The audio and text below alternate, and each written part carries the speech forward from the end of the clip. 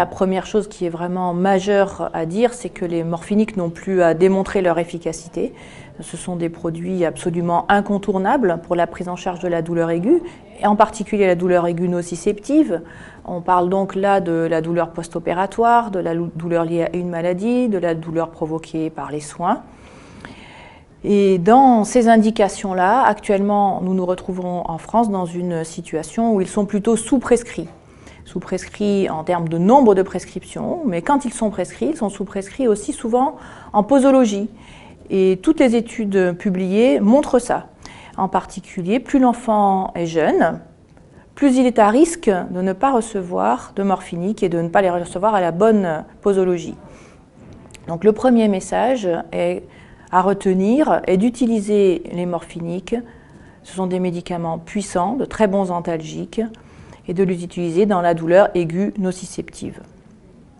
Le deuxième message important est au contraire, dans la douleur chronique, et en particulier dans la douleur chronique non cancéreuse, de réserver ces prescriptions, en particulier quand il s'agit d'adolescents qui ont une comorbidité psychopathologique ou psychiatrique, avec des éléments émotionnels au premier plan, qui sont souvent très intriqués avec la douleur, ce qui ne veut pas dire qu'ils n'ont pas mal.